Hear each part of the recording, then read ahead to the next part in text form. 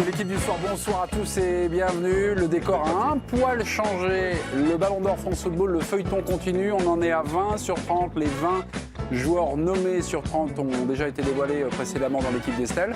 Le bandeau déroulant qui va apparaître sous vos yeux eh bien, va vous permettre, si vous prenez évidemment la chaîne L'équipe en cours, de découvrir les 20 joueurs. Pour l'heure, pas de sondage du soir, mais présentation du casting avec un président, la légende de Chelsea, vainqueur de la Ligue des Champions 2012. C'est une légende. Didier Drogba-Roustan, bonsoir. Bonsoir, j'espère que vous n'avez rien contre les playboys. Hein. Moi, je suis né comme ça, donc je veux dire, comme dit l'autre. Ah, bah oui, il y a des playboys, les femmes, tout d'un coup, sirènes, hein, je veux dire, panique générale. Bon, Didier, calmez-vous, les bravettes, calmez-vous. On représentera votre nouveau joujou dans quelques secondes. Je vous présente votre plateau. Vous connaissez très certainement le Dr Love. Bonsoir docteur, comment ça va? Sadio Mané, Ballon d'Or. Ah, voilà. Une fois, c'est de moi. C'est un vœu pieux, ça serait mérité. Et puis, ça serait une formidable récompense d'une certaine idée du football. Amitié sportive, bonsoir. Le lobbying a déjà commencé. Face à vous, le commissaire Valentin. Tu as acheté un petit truc au bord de la mer Dakar? Non, pourquoi? Non, non, comme ça. Le cri du cœur. Guillaume Dufy, bonsoir. Bonsoir. Ça va Guillaume? Super bien. Non, vous faites la mine, non. J'ai l'impression que vos yeux, petite bouche, disent le contraire. Vous n'êtes pas content d'être là? C'est le Ballon d'Or, c'est génial. Je suis très content d'être là. Et vous n'avez pas le monopole du cœur, monsieur Rostand Drogba. Attention, les vieilles références, l'imitation de François Mitterrand. Oui, un petit peu. Giovanni Castaldi ne connaît pas les gens qu'on imite, il est très jeune, c'est le pivot de l'équipe du soir. Mitterrand. Bonsoir Giovanni. Ça va Bonsoir, très bien. Vous savez imiter Mitterrand vous? Absolument pas. Par contre, je suis d'accord avec Bernard. Sadio Mané, Ballon d'Or, ça me plairait beaucoup. Fayot avec ça. Hein. C'est des bons débuts. Un brave jeune. Et il est à loin, le petit. Il est à loin, le petit. Je vais peut-être le voir debout à cette heure-là, moi. Guillaume. Oh bah alors Guillaume, nous avons l'imitateur officiel de Georges Marchais, mais ici on l'appelle le Mexicain. Thierry Marchand, c'est un scandale. Bonsoir. Bonsoir à toutes et à tous. Mon cher mémé. Ah ça y est, il est là. Et à tous les Français et les Françaises, bien sûr. Très bien. Bien sûr. On pourra espérer avoir la couverture de France Football dans la P2 parce que les Oui. téléspectateurs attendent ça. Dès que, bien sûr, Hein à 22h et des brouettes, Et des brouettes. quand la Et liste des brouettes. totale sera dévoilée. Ok. Le rappel quand même du règlement pour notre président. Cette année, vous pouvez mettre un rouge sans être averti. Hein. Et puis, il y a votre nouveau joujou. Ça vous éclate, le champion atomique, comme l'a baptisé Thierry Marchand. Appuyez. Si vous actionnez cette case, on va rentrer en extra time et le débat qui devait se terminer va prendre 2 minutes d'extra time, 2 minutes de temps additionnel. 2 minutes de temps supplémentaire. Hop. Hop là. Ah oui, d'accord. Il adore. Ah oui, c'est bon, hein, champignon atomique. L'OM est 4e. Le classement de l'OM après 10 journées, c'est 4e. Succès hier contre Strasbourg au Vélodrome, 2-0. Vous allez avoir le but express de Camara dès la 3e minute, plus le but de Kevin Strootman, le néerlandais inscrit dans le temps additionnel de cette partie, 95e minute. C'est la 4e victoire simplement de la saison. Au classement, l'OM est 4e. À 1 point du podium, occupé par Reims, et à 3 de Nantes, Dauphin de Paris. L'OM 4e. Est-ce pour vous un bon ou un mauvais classement? On est un bon ou mauvais classement?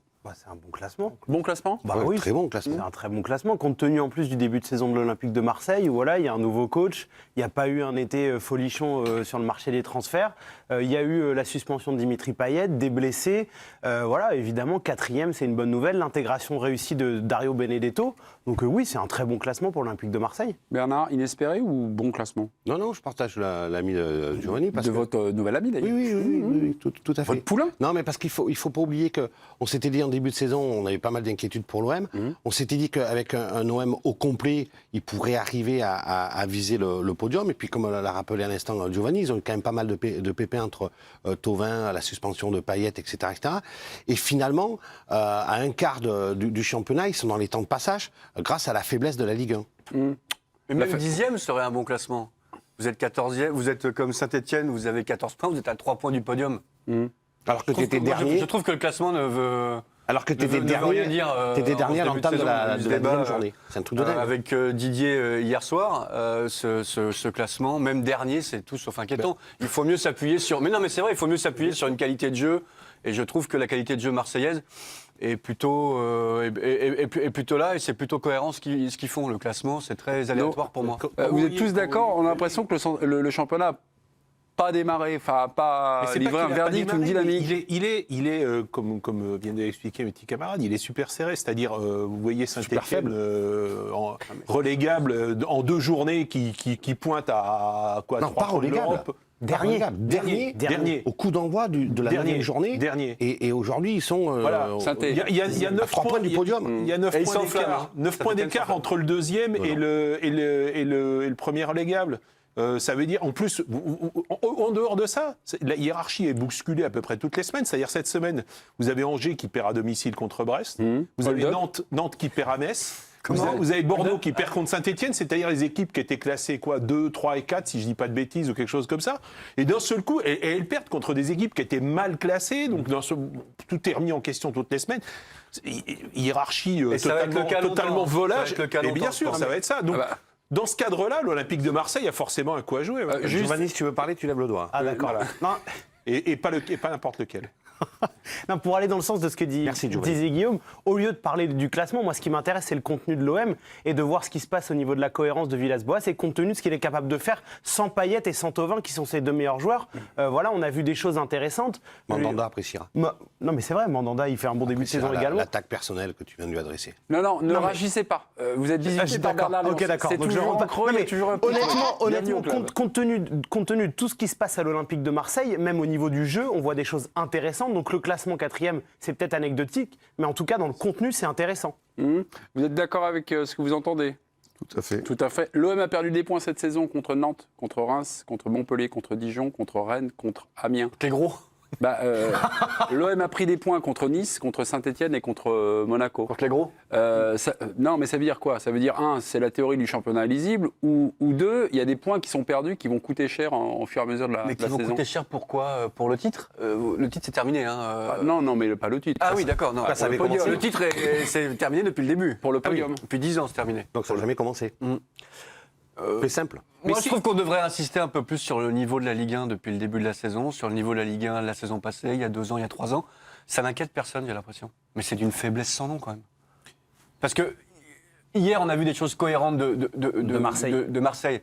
Mais c'était pas non plus... Moi, j'ai pris un peu de plaisir à regarder ce match. Je m'emmerde tellement quand je regarde d'autres matchs. Vous n'avez pas de gros mots.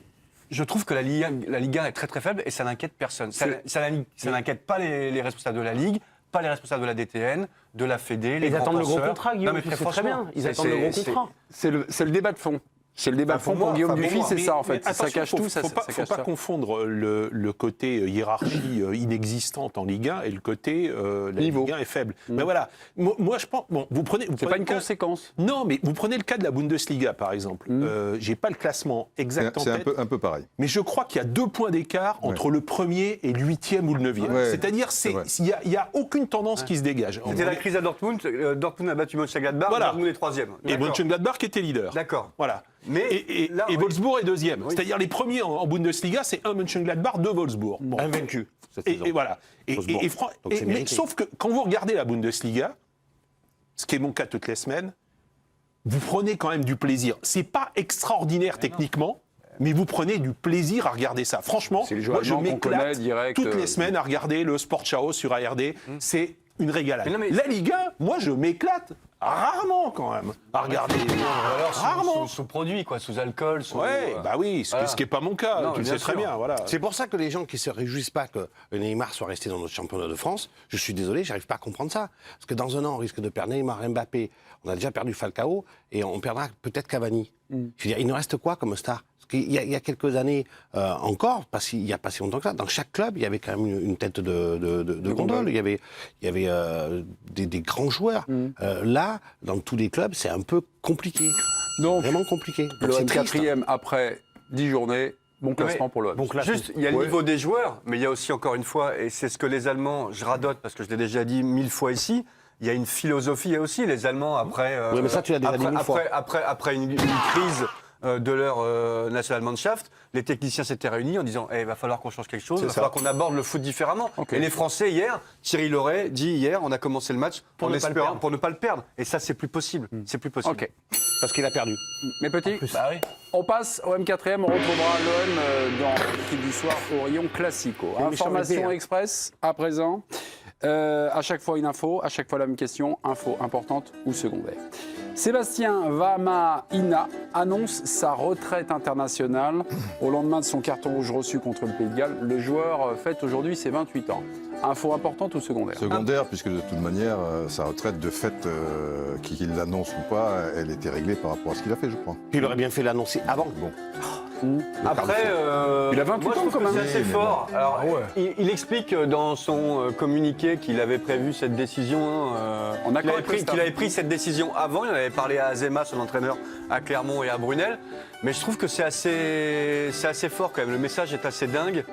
Ses excuses sont aussi assez émouvantes. Non, moi je trouve que c'est une belle information parce que c'est le personnage clé du week-end. Donc voilà, c'est pas négligeable pour moi. Autre personnage clé, peut-être ou pas, Bernard Laporte, le président de la Fédération française de rugby, veut sanctionner Jaco Pepper, J'ai bouffé. l'arbitre de France-Galles. C'est inadmissible, nous dit Bernard Laporte. Un arbitre n'a pas à se comporter comme ça. Je crois que ça mérite une lourde sanction. Un arbitre devrait être exemplaire en dehors et sur le terrain. En dehors et sur le terrain. En dehors, c'est ça, la photo avec Jaco Pepper, donc l'arbitre, mimant le coup de coude de Vamaina avec les supporters gallois. Information. Mais toi, ça t'a pas choqué? Non. Ça t'a pas choqué? Ça t'a pas choqué, ça? Moi, Bah, dis donc. moi non plus, moi je suis comme lui. Toi non plus. Donc, c'est-à-dire, si il y a à la Coupe du Monde, ok, foot. De foot. Ouais. Corvère pas pour nous. prend une photo avec Schumacher, patati patata, expliquant, si Juste- tu veux, une action. Juste Corvère, arbitre Corvère qui néerlandais. était arbitre du Français fameux référent, français 92, à Séville 82. Minel était Donc, expulsé. faut Il y a une Corvère. grosse différence, c'est que l'autre il a été expulsé, qu'il le méritait, c'est tout. Voilà. Non, mais je suis d'accord Oui, avec Didier. je suis d'accord, mais quand même. Et c'est pas d'ailleurs, possible. Didier, pour l'anecdote, souviens-toi que M. Corvère s'était Oui. retrouvé à l'aéroport avec les Allemands après la demi-finale. Voilà, Et que là, il tombe sur les Français. Et que là, il y a Jean Tigana. Il dit, mais qu'est-ce qu'il fait, M. Corvère? Il est en Bien train sûr, de bien sûr, bien rigoler sûr. avec les Enfin, Allemands. moi, je trouve cette Et façon- Jean Tigana, le placide, le pas nerveux du tout, lui a foncé dessus pour taper l'arbitre. Et c'est Giresse, Platini, tout ça qu'il avait retenu en moi- disant, c'est pas possible. Un c'est pas possible, Néerlandais c'est pas Néerlandais possible. qui rigole avec des Allemands, ça devait être une première quand même. Non, mais Ouais, c'est- mais c'est c'est- Bernard Laporte qui demande ça et C'est ce qui s'est passé. qui souhaite expressément qu'un arbitre doit être exemplaire. Il le souhaite. Ouais. Comme les présidents, Là, d'ailleurs. il s'est retrouvé après le match dans un pub avec des supporters gallois. Là, c'est bon, voilà. C'est- Ouais, c'est mais ça, il fait pas cette photo-là, si tu veux. Il se fait piéger ou truc mais et parce tout. qu'il Il est a- là. il a picolé fait trois- pas- il a et fait picolé le truc, trois c'est coups, pas la voilà. peine. Là, c'est Ah, bah les vraies ouais. valeurs du rugby qui On restent. en dira Moi, ça me Corvère, choque il a pas. bu 2-3 coups, et puis Mais est-ce qu'il vous. Excusez-moi. Parce que c'est bien arbitré, il a bien arbitré, il n'y a rien à dire sur l'arbitrage. je parle pas de son chambre pas arbitrage. derrière, monsieur. Je ne chambre pas. Guillaume et Thierry, ce que vous dit finalement Didier, ce qui est admissible pour le rugby serait peut-être moins admissible pour le foot. Mais c'est une anecdote différente, c'est une histoire différente. Schumacher, il y a une énorme erreur d'arbitrage, il n'est pas expulsé. Là, il a fait son boulot, il a correctement fait son boulot. Enfin, pour moi. Ok. Ben Arfa au Havre, deuxième round à présent, puisque le président Havre est Vincent Volpe. Je crois que ce n'est pas impossible qu'il joue encore en France et même en Ligue 2 avec nous. Il adore Paul Le Guen et c'est réciproque. Le courant passe très bien. Déclaration importante secondaire. Ah bah oui, c'est important. C'est important, mais il ira pas quand même. Il ira pas quand même. Pourquoi il ira pas? Bah, parce qu'il faudrait qu'il dise oui. Bah, moi, je pense qu'il peut dire Non, oui. mais parce que là, qu'est-ce qu'il dit, Vincent Volpe? Il dit on aimerait bien l'avoir. Paul Le Guen est d'accord. Paul Le Guen l'adore. Et Ben Arfa l'adore. Et Ben Adore Arfa Le Guen. l'adore. Ouais. Ah, bah, c'est Et Ben important. Arfa, et Ben Arfa, vous savez ce qu'il fait pour l'instant? Non. Bah, il dit rien. Non, mais oui, mais c'est quand on connaît Atem Ben Arfa. On procès au prud'homme Ben Arfa. Oui. Moi, je trouve que c'est secondaire parce que je suis pas persuadé que Ben Arfa ait envie de. Je ne sais pas, hein, mais je pense que je suis pas persuadé que Ben Moi, ça Arfa ait envie m'intéresse de et rejouer j'aimerais au bien foot. le voir avec Paul Le Guen en Ligue 2 ou à France. Eh ben, C'est un truc eh ben, qui me plairait. Mais ça, c'est autre chose. C'est autre chose. Mais moi, je pense que c'est pas impossible qu'il C'est accepte. C'était un dossier qui, il y a quelques jours, était un dossier important, qu'il est devenu secondaire. Ben moi, je trouve que c'est une information importante dans le premier segment de la phrase, c'est le voir rejouer dans le championnat A1 en France. Parce qu'on parle de Paul Le Guen, on pourrait rajouter Claude Puel, qui s'entend bien aussi avec Atem Ben Arfa. Et lui, l'avantage, c'est qu'il joue en Ligue 1, dans un club et dans un stade, Geoffroy Guichard, le Chaudron, dans lequel Ben Arfa adore jouer devant ce public. Lui qui est pourtant lyonnais. Vous bossez sur un truc, vous, là, non Mais J'ai déjà lu ça quelque part aussi, que Puel songerait ou aurait songé à le faire revenir. C'est pas une question mais est-ce que de Hatem le Ben dire. Arfa a envie de Arfa et Bodebou, Ce sont juste des faits. Que Ben Arfa, il a toujours apprécié. Hatem Ben Arfa, est-ce que Hatem Ben Arfa veut rejouer au foot et veut être un joueur de Moi, foot je pense qu'il professionnel? va jouer au football. Bah, je sais pas, il joue pas au foot, il est libre depuis le mois de mai. Ok, on aurait dû faire un je pose débat la Ben question. Arfa, ça vous Il fait attend le bon énormément challenge. parler. Hein Les Il attend le petits, bon challenge. mes petits débats chronométrés, on respecte le chrono. Bruges, Paris Saint-Germain. Question autour de Kylian Mbappé la veille du match contre Bruges. Indiscrétion du Parisien. Thomas Tuchel ne souhaite pas prendre des risques avec son attaquant Mbappé. Les sensations de l'attaquant sont très bonnes. Il s'est entraîné normalement hier au camp des loges. Néanmoins, le staff parisien s'interroge encore sur l'opportunité de le lancer d'entrée de jeu en Belgique. Alors, je vous fais l'histoire d'un débat, ou l'espace d'un débat Thomas Tuchel. Vous êtes Thomas Tuchel. Vous mettez Mbappé titulaire demain, ou demain vous le mettez remplaçant. Habillage à l'américaine, et on y va. Sans imitation, les gars. Hein. Vous êtes Thomas Tuchel, juste Thierry Marchand. Ça, c'est une invitation, quoi. Non. Un peu quand même. Attention. Alors, Titulaire ou remplaçant? Il choisit sa voix, il a sa réponse. Mais... Écoutez, Oh là. oh là là. non, mais titulaire, s'il est remis titulaire. Ok, titulaire. Il fait le Krasuki allemand. Oui, Bernard Léonce. J'en sais rien. Vous n'en savez rien? Remplaçant. Mais je vais vous expliquer pourquoi. Remplaçant. Remplaçant, Ok, ouais. il n'en sait rien. Vous aviez posé la même question juste avant le match à Galatasaray. Ouais. J'avais dit remplaçant, tout le monde avait dit titulaire. Moi, je pense qu'il faut qu'il soit remplaçant à nouveau. Ok, d'accord. Remplaçant, j'en sais rien. Plutôt titulaire, Didier. Je pense que s'il veut le mettre remplaçant, il y a des raisons derrière ça qu'on ne connaît pas, c'est évident. Parce que tu sens que Mbappé a envie, s'il est à 100%, pourquoi il le mettrait remplaçant? Donc, lui, il doit savoir qu'il n'est pas à 100%, et de fait... Plutôt titulaire, pourtant, Mais Thierry. j'ai dit s'il est remis. S'il est remis, s'il est complètement remis. S'il n'est pas complètement remis, évidemment remplaçant. Mais s'il est complètement remis ou en phase de revenir quelque chose, s'il n'y a plus de douleur, s'il n'y a plus de risque de lésion quelconque, je ne vois pas pourquoi. Parce qu'il y a un moment, il va bien falloir qu'il rejoue des matchs entiers. Et je veux dire, le match de Bruges, et pour moi, je trouve que c'est plus important que de lancer dans le Classico, donc quelque chose comme ça, où ça risque d'être plus difficile. Parce que tu as dit un mot important, et tous les mots sont importants. Tu dis le staff du Paris Saint-Germain. Ouais. Tu n'as pas parlé du staff technique. C'est-à-dire, quand tu dis le staff, tu englobes forcément le staff médical. Oui. Donc, s'il y a une réflexion autour de savoir si on le fait jouer ou pas, c'est qu'ils ont des données que moi, même dans la peau de Tourelle, je ne connais pas. D'accord. Parce que là, ce n'est pas une blessure articulaire, c'est une blessure musculaire. Donc, tu sais que les risques de récidive sont importants. Et que donc, si tu mesures à l'aune du bilan médical et du bilan physique, peut-être qu'effectivement, il y a un doute. Et dans ce cas-là, je rejoins Guillaume Dufy. Et il a raison, Tourelle, de ne pas le faire débuter. Mais ça, on ne le connaît pas. Donc c'est pour ça que je te dis, je ne sais pas. Pour le staff du Paris Saint-Germain, technique et médical, l'important, c'est que ce garçon soit à 100% en février. Donc s'il y a le moindre risque, évidemment qu'il ne faut pas le faire jouer.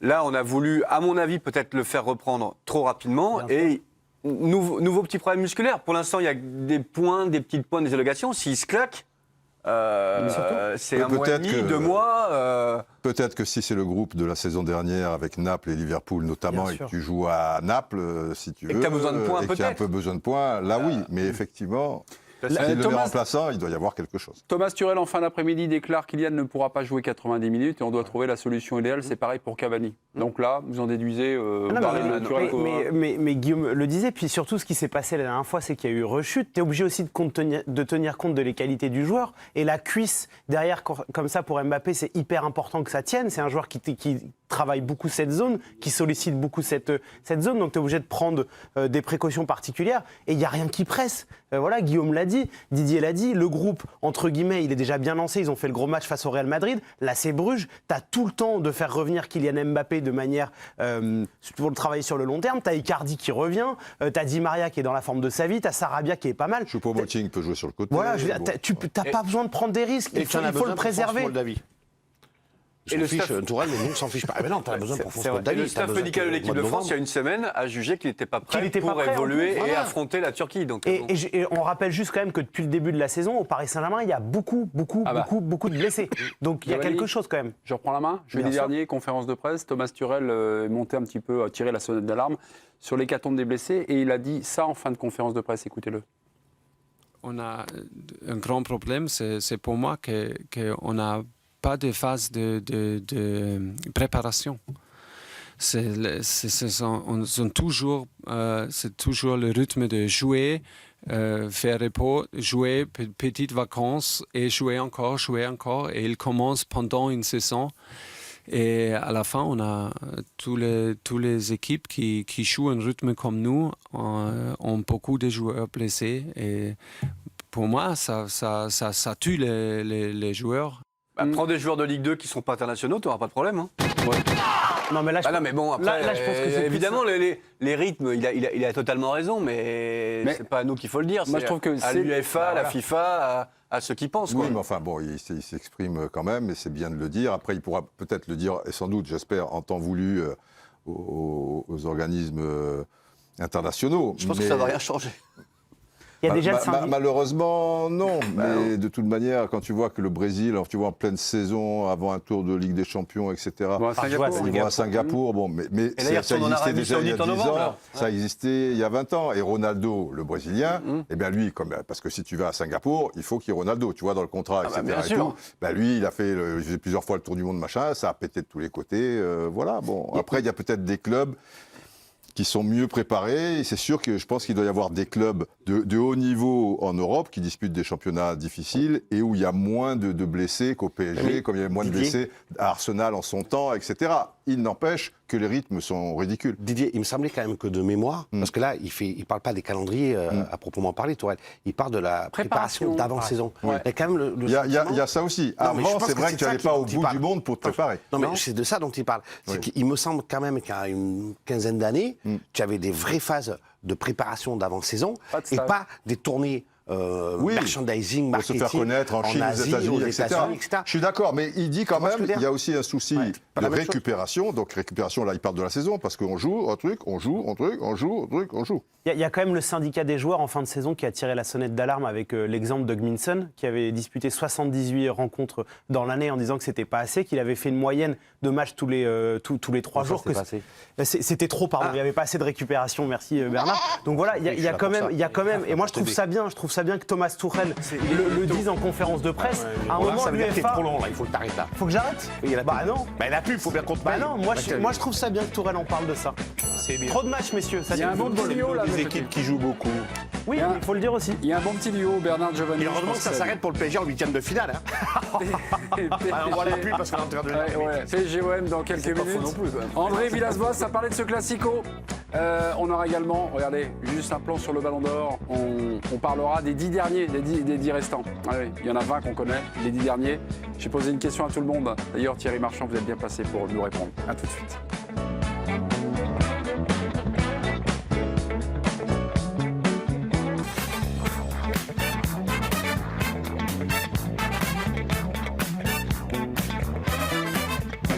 Sur le Ballon d'Or, avec la liste des 30 pour l'instant, chers téléspectateurs, vous avez découvert les 20 premiers joueurs nommés. Il en reste 10 dans quelques minutes. Petit débat où nous allons mettre sur le grill Thierry Marchand, qui connaît déjà les 30. Vous ne sortirez pas de là tant que vous n'aurez pas donné les 10 autres noms. Nous sommes ensemble jusqu'à à peu près 20h46 en compagnie de Didier. Le concept de l'émission suivante. Oui, bien sûr. Oui. De Didier, pas Drogba, mais Didier Roustan. Didier Drogba sera le président de l'équipe du soir. Autre chose, les enfants. Oui. Ah oui. Bon. Bernard Lyons, Guillaume Dufy, Giovanni Castaldi sont les copains du soir. Paris OM dimanche.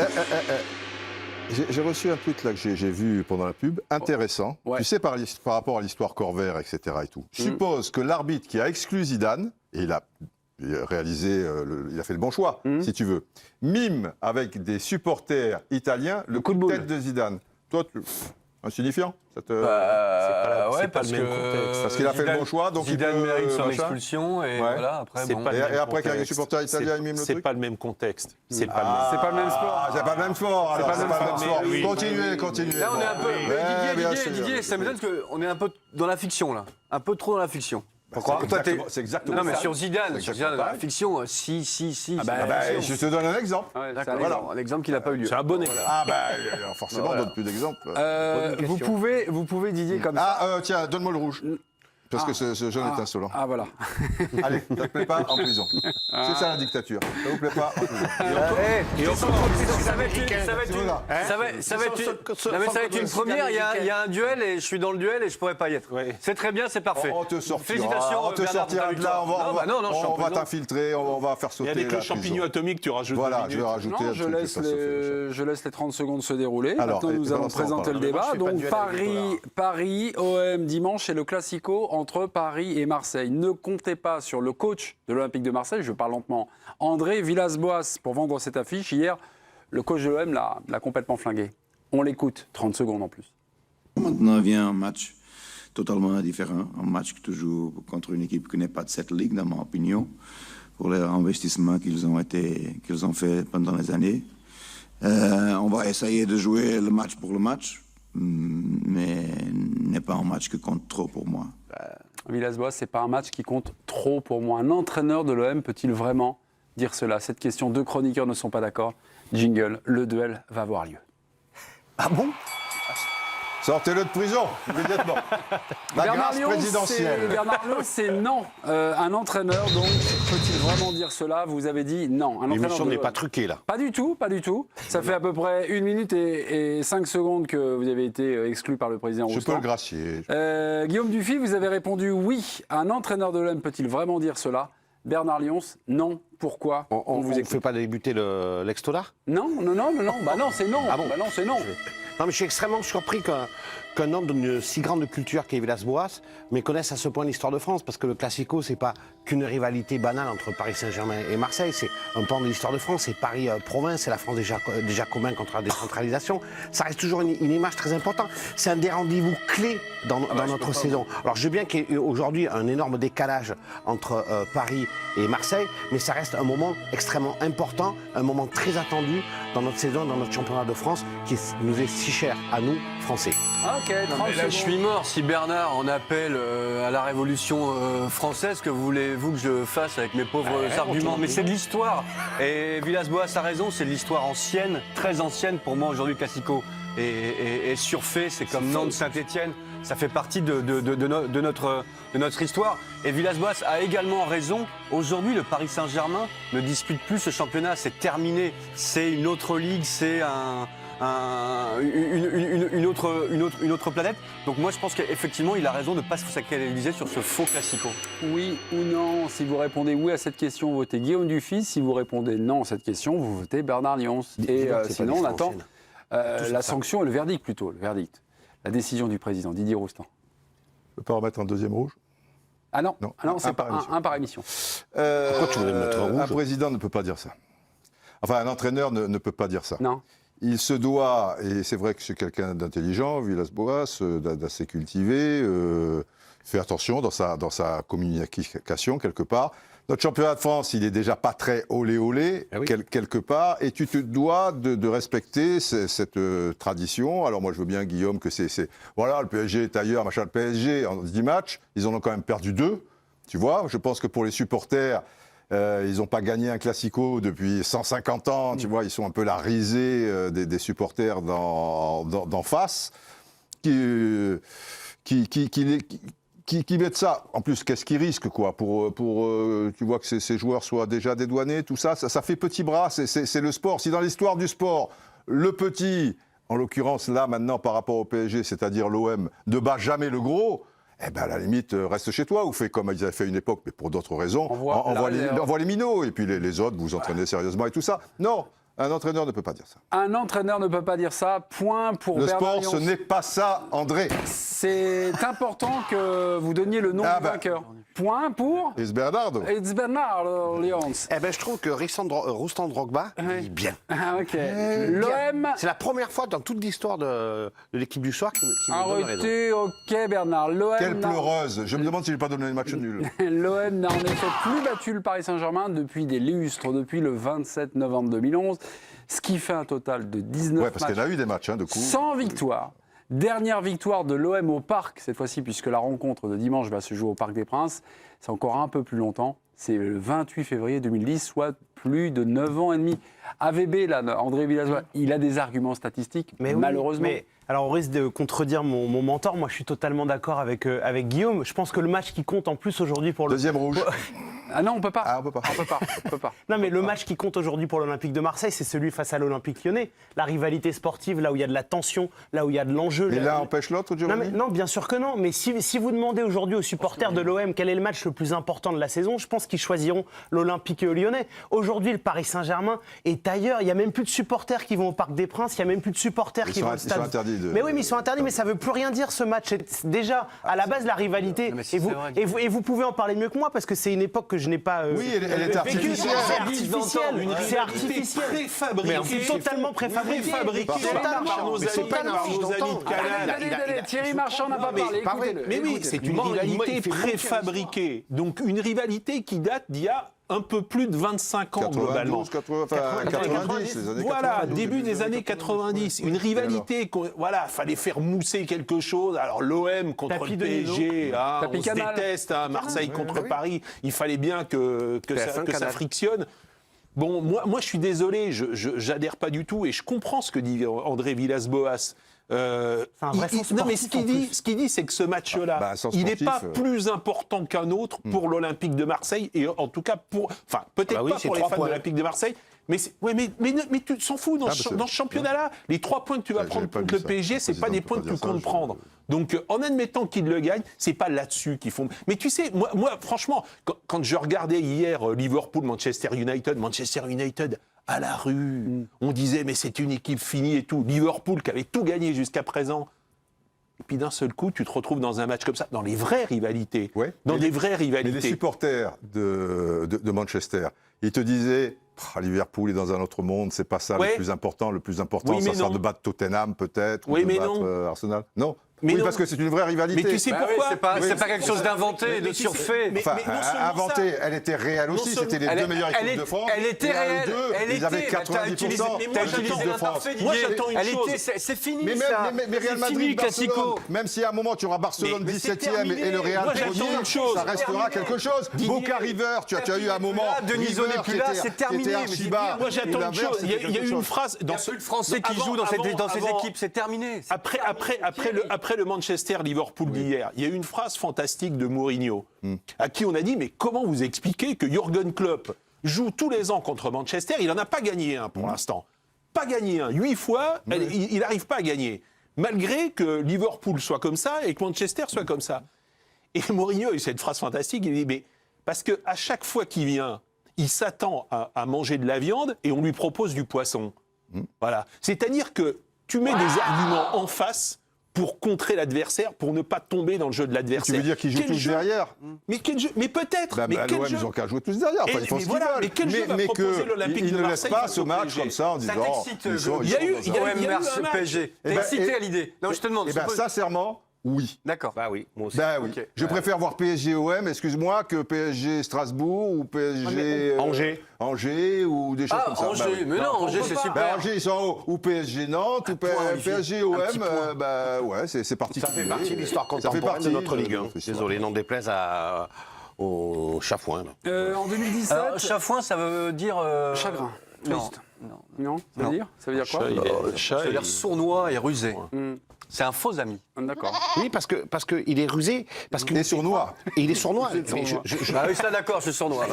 ouais. j'ai ouvert le dictionnaire que Cindy Cominares a offert à Grégory Schneider. Non, Parce que tu es en train de m'expliquer, c'est des pages jaunes de ailleurs, l'histoire du championnat de France et tout. Pas du tout. C'est un truc à 20 ans, 25 ans. Ah oui, oui, tu n'as pas quand même. expliqué qu'en 2 ans, Histoire révolue. Vous l'avez même qui est utilisé. complètement gommé. Vous avez utilisé l'imparfait. L'imparfait, c'est un temps du passé. Hop là. Il y a un monde.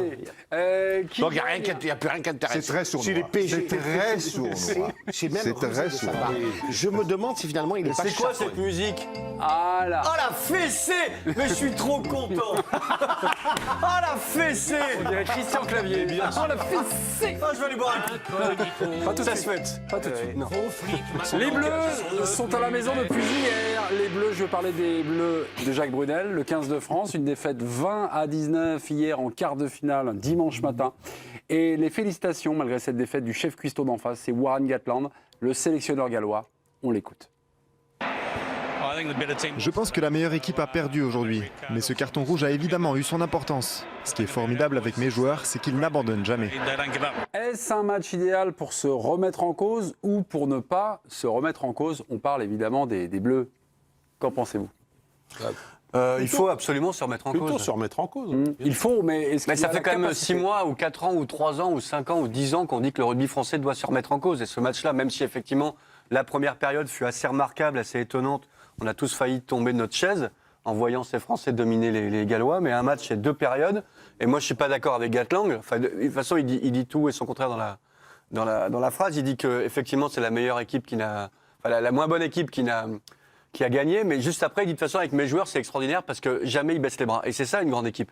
C'est que tu baisses jamais les bras. Et même dans la difficulté, tu es toujours là et tu ne craques pas. Et la seconde période des Gallois, elle est incroyable. Ils étaient dans un mauvais jour, mais ils ont gagné quand même. Est-ce un match idéal pour se remettre en cause ou pour ne pas se remettre en cause? On va juste partir du côté du camp bleu. Hier, 20-19, la Coupe du Monde s'arrête.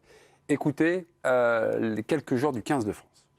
Et encore une fois, sur des choses compliquées, on arrive à faire des trucs incroyables. La meilleure équipe a perdu malheureusement. Malgré tout, on a fait un grand match. C'est pas toujours le meilleur qui gagne. C'est vrai que d'échouer alors que tu domines l'adversaire pendant 80 minutes et que tu n'es pas forcément inquiété, c'est dur. Je pense pas que la meilleure équipe aujourd'hui ait gagné. Le bilan il est positif parce qu'on montre quand même une belle image de l'équipe de France. Je pense qu'on a fait un match relativement complet dans l'ensemble. Je préfère terminer une compétition sur ce genre de quart de finale que celui que j'ai vécu à 4 ans. On a réussi à toucher du doigt ce qui était un match de haut niveau. Voilà, l'avenir de l'équipe de France n'est pas terminé. Et voilà, il y a une nouvelle vague qui arrive et qui va faire du bien à l'équipe de France. Quand je fais un tour de tête et que je regarde les potentiels des mecs, et je me dis qu'il y a vraiment quelque chose à faire et que si on est sérieux comme on l'a été quand même sur les 4 mois, petit à petit, ça va tourner pour nous.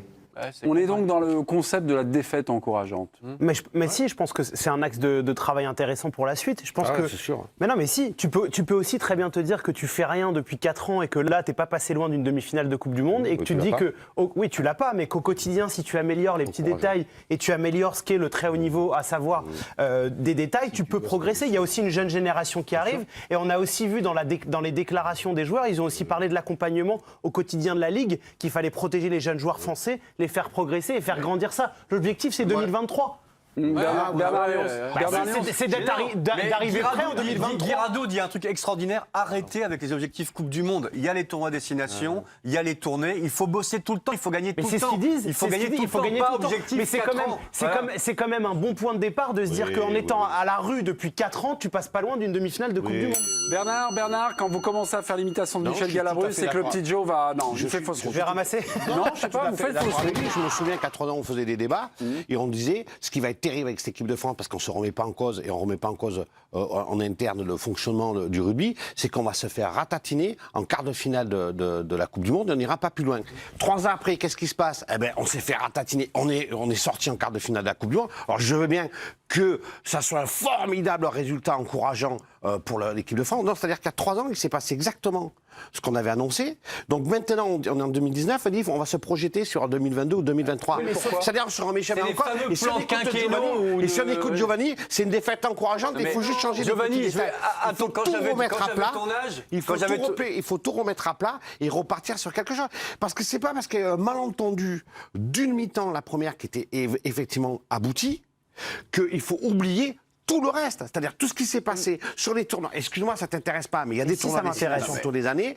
Il y a eu un premier tour de Coupe du Monde où la France, le 15 de France a vraiment inquiété. Et sous prétexte, on a fait une mi-temps contre l'Argentine. On aurait fait deux mi-temps d'une Coupe du Monde. C'est encourageant, on va reconstruire. Non, il faut regarder aussi le discours qu'il y a par rapport à la Ligue, à l'accompagnement. Ils n'arrêtent pas de dire qu'il faut qu'on s'inspire. On espère que ça va changer. On est en droit d'espérer. Et on n'avance pas. On est en droit d'espérer que ça se passe. Une heure après France Pays de Galles, il y avait Clermont Loup en top 14. Alors dans ce cas-là, on n'espère rien du tout. Mais on marche sur la tête, donc il faut une révolution. Mais ça me fait. Si on t'écoute, oui. Non mais ça me fait penser, Giovanni, quand j'avais ton âge, la télé était encore en noir et blanc, Et je me souviens des matchs de Coupe d'Europe de l'équipe de France. Tout à fait. Non, je plaisante. Français. Mais des matchs de l'équipe de France, enfin, les matchs des clubs français en Coupe d'Europe. arrivé en 70. Et donc... souvent, on disait les Italiens, on n'était pas très loin, c'est pas la meilleure équipe gagnée. Bah ouais, mais tu perdais en 16e de finale de la Coupe de l'UEFA. C'était même pas contre les Italiens, c'était parfois contre les Danois. Donc, Thierry Dussautoir, aujourd'hui dans l'équipe. L'équipe de France reste cet étudiant talentueux qui ne bosse pas durant des années et révise la veille des concours. C'est très bien dit. C'est très bien dit. On peut peut-être espérer qu'ils se mettent à réviser plus tôt. C'est parfaitement ça, mais en t'écoutant, mais non, mais moi, dans les interviews, il y en a un qui dit, je ne sais plus lequel, qui dit on a touché du doigt ce qui est un match de haut niveau. C'est Poirot, Jefferson Poirot. Ouais, voilà, c'est ça. Capitaine sans doute. Ouais, et on a touché du doigt ce qui est un match de haut niveau. Et on s'est brûlé. Ça veut quand même dire quelque chose. Ça veut dire ah ouais, quand on s'y met, donc on peut quand même voir un match de haut niveau avec nous et se mettre à hauteur. 40 minutes, oui, parce que 80, c'est quand même très difficile, surtout à 14, je veux dire. Mais il y a un moment, on a envie de se dire, mais donc en gros, vous avez les moyens, vous pouvez éventuellement les mettre en œuvre, mais vous attendez quoi pour le faire? Vous attendez quoi? Juste la Coupe du Monde. Dans 4 ans voilà. Comme Giovanni, on fait rien, on attend 4 ans, parce que c'est encourageant. Giovanni, c'est déroutant ce qu'il dit à son âge, d'être blasé comme ça, franchement. L'OL. Autant de conservatisme dans un corps si jeune et si frais, c'est complètement déroutant. C'est inquiétant. Giovanni, on enchaîne. Pas de problème. On enchaîne. Pas de problème. L'OL des 17e. Ça me surprend d'ailleurs. Comment? Ça me surprend de lui. Oui. Vieux si jeune.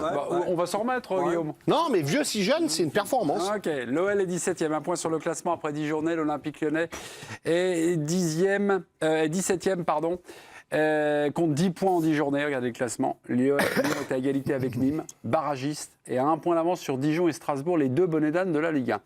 Et pourtant, Jean-Michel Aulas, qui était venu dans l'équipe d'Estelle le jeudi 10 octobre, avait fixé la feuille de route. On écoute Jean-Michel Aulas. On est très proche de la fin du classement, mais on est qu'à 7 points du podium. On va les combler, j'espère, d'ici le 31 décembre. Eh bien justement, l'OL sur le podium à la trêve, faut-il commencer à en douter?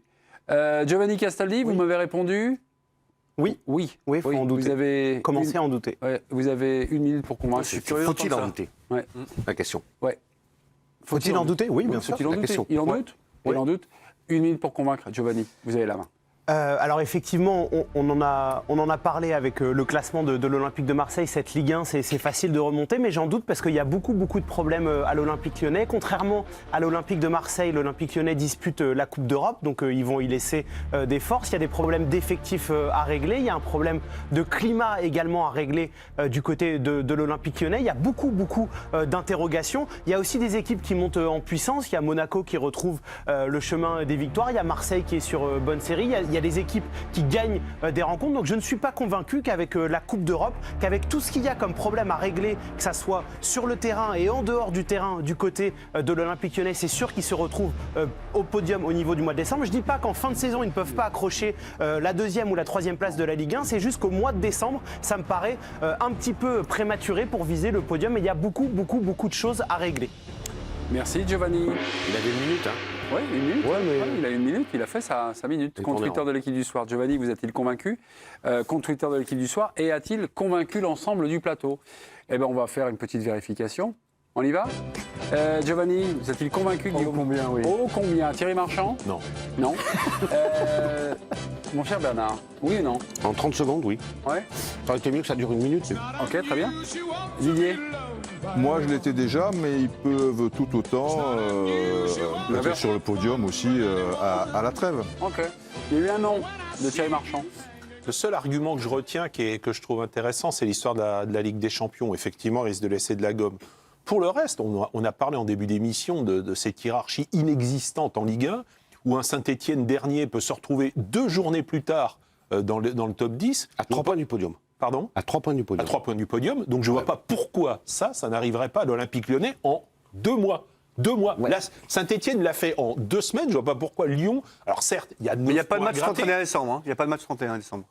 Ouais, d'accord. Mais ce que je veux dire, en gros, ils ont 2 mois. Ils ont 2 mois pour y arriver. 2 mois, c'est un gouffre. C'est 9 journées de championnat. C'est 9 journées de championnat. 27 points. Non, mais oui, ils peuvent le faire. Mais cela étant, et hormis la Ligue des Champions, je trouve, quand je vois jouer cette équipe, encore, c'était quoi, samedi dernier, et puis un petit peu avant, il faut bien se rendre compte quand même qu'ils sont beaucoup plus faibles que la saison dernière, en effectif. Mais est-ce qu'ils sont plus faibles que le reste des équipes de Ligue 1 ? Non, mais, d'accord. Mais cela étant, il y a une atmosphère qui n'est pas bonne du tout. Il y a un entraîneur, quand tu vois la banderole d'entrée de jeu, tout ça et tout, il y a, tu sais, cette spirale, parce qu'ils doivent gagner 1000 fois contre Dijon. Et là, je suis d'accord, même si, avec son passif, c'est pas opportun de le dire, Rudy Garcia qui dit, ce match, on le fait 10 fois, on le gagne 9 fois. Excusez-nous, on l'a, Rudy. Oui. On l'a. Vous l'écoutez du Rudy ? Vous êtes président, hein ? Ah bon, ouais, 9 fois sur 10. Rudy Garcia. Non. J'ai l'impression d'être à l'Académie des Neufs ou à la classe. Rudy Garcia, la double voix du chanteur français Daniel Guichard. Michel n'est derrière. Je suis juste déçu pour eux pour le résultat, mais si on rejoue ce match 10 fois, on le gagnera 9 fois. Donc le contenu est bon, surtout de la deuxième période. Mon vieux. Si on rejoue ce match 10 fois, on le gagnera 9 fois. Je suis déçu pour les gars. Bon. Mais les gars, donc, il aurait pu s'en passer. Mais bon, mais sur le fond, il a raison. Il a raison. Mais il n'en demeure pas moins vrai que tu sais bien, et puis en plus il manquait Depay, enfin moi j'aime bien Depay, mais avec Dembélé, tu vois, cette complémentarité est douteuse, défensivement c'est là, ils sont plus forts que les autres, mais ils ont une marge qui est pas, donc pas de marge. Tu mets tout ça un petit peu les uns derrière les autres, il y a un doute. Maintenant le doute s'est installé. Oui. Bernard, je vous pose une question parce que vous vous occupez pour l'équipe de Saint-Etienne, il y a eu Puel donc, qui est arrivé aux affaires, 2 matchs de victoire, 1-0.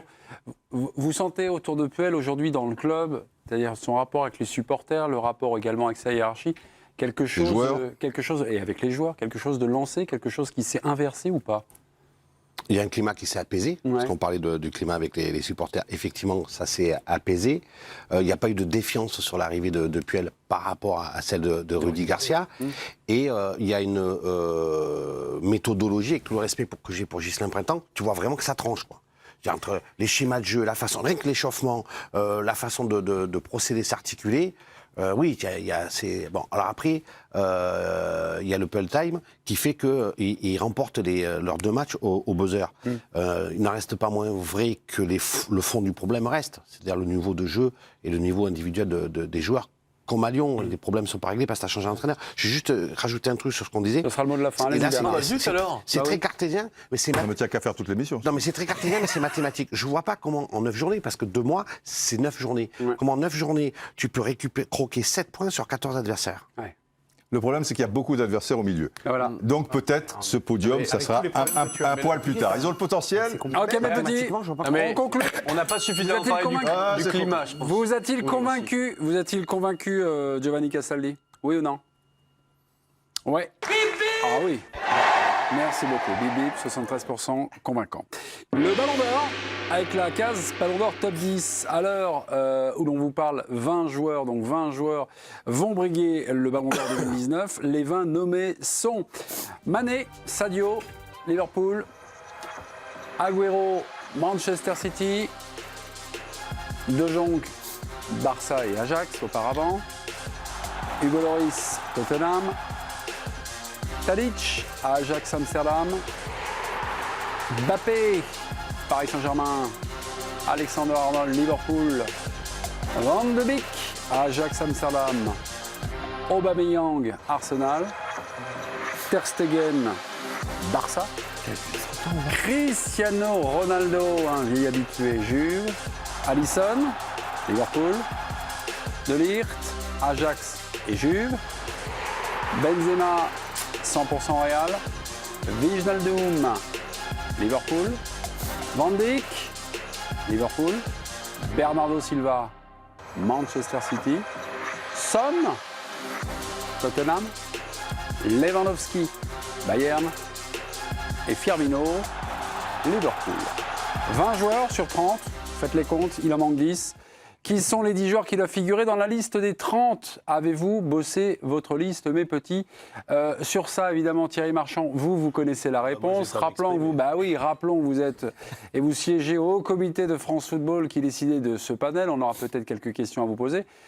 Sur les 10 manquants, il manque qui, mes petits ? Ziyech ? Messi. Alors, j'ai du Messi. Messi, c'est bon. Ouais, on le met dedans. Et Ederson, il y était? Non. Pas Ederson. Salah y était? Non, Salah n'était pas.